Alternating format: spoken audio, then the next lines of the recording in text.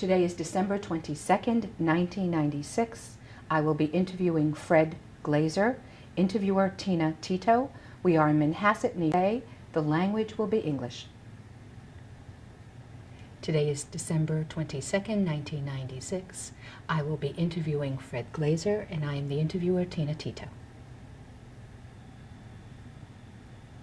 Mr. Glaser, could you please tell us your full name and spell it for us? My name is Fred Glaser, Fred G. Glaser exactly, Glaser. I was born February 26, 1917 in Berlin, Aschaffenburger Street 18. What were you born? What was your name at birth?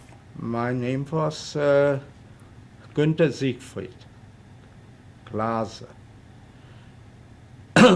My father was Kurt Glaser, C-U-R-T, born in 1882. My mother was Hedwig Glaser, born in 93, I think, 1800. 1882? 82, I think, was my father. Underneath was considerably younger than he was. My father originally was a pharmacist, but then when he married my mother, he became partner in my grandfather's business, which was upholstery and carpets, the like. We also had a house in a suburb of Berlin, in Seehof by Teltow, near Teltow, which we used actually only in the summer until I was about 14 or 15. Later up the city apartment, and we lived exclusively out there. So most of my experience during the Nazi time would relate to my living there. I went to school in Berlin, even when we lived out there, at the Werner Siemens Real Gymnasium, which meant a gymnasium where they had Latin first and French and English later. I stayed there till I was 17 because I couldn't anymore. I wanted to originally become a doctor, was very interested in internal medicine, but there was no chance to go to college anymore. Why wasn't there a chance? The Nazis would not let you go to college anymore.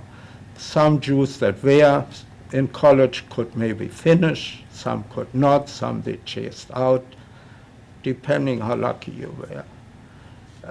I became an apprentice, and then I worked in the in a making women's garments.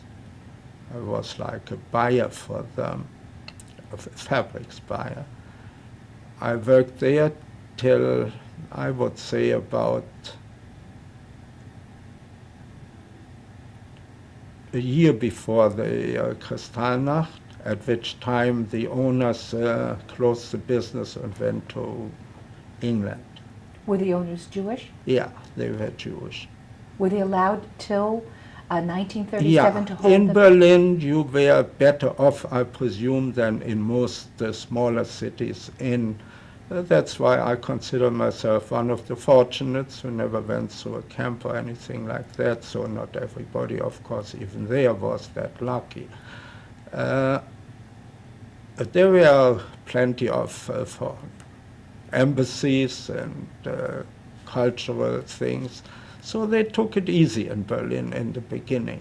And afterwards, of course, it changed, and it wasn't any better than anywhere else, but fortunately I was not there then anymore.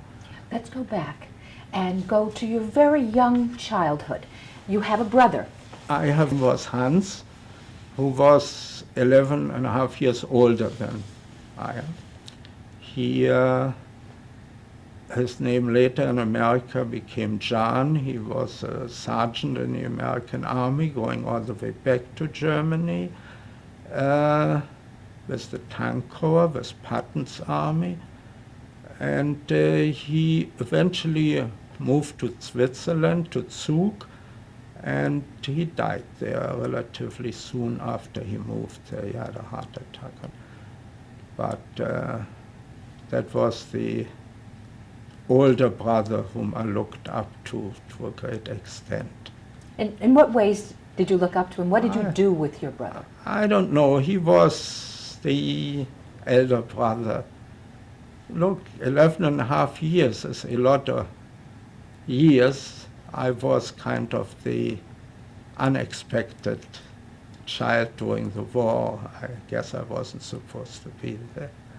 Now, your father was in... My father was an officer in the Kaiser's army, not in the first war we're talking. And for a Jew, he had a captain's rank, which was kind of almost unheard of. And he was detailed to the general staff in Russia, being an expert in anti-poison gas service. He would go around to France, to Turkey even, and to teach the local commanders what to do in case of a poison gas attack. You said your father also invented...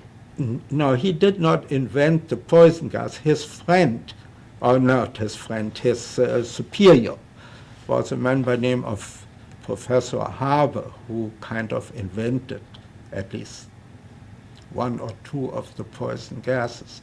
His son later emigrated to America, and in the Second World War was fairly in anti-poison gas efforts of the American army. But that was the son of the man. He was a chemist, I guess, this Haber. How did your parents meet? My father originally lived in Hamburg, not in Berlin. He was born in Silesia, Upper Silesia. And in fact, our family, back all the way to the 30-year war, some people claim that Fred Astaire is related to me. I don't know. My daughter-in-law is very thrilled with that, because they claim the original name was Austerlitz, which may or may not be true, and the Austerlitzes were my family, the Glasers in Austerlitz. Jews used to take the name of either a town or a trade after the 30-year war, or maybe even later than that, when they were emancipated. They used to be like Jacob ben Joseph, the son of Joseph, and that obviously did not please them anymore. And they could take other names. In some small towns, they gave them ridiculous names. That's where you have these names that are not that nice.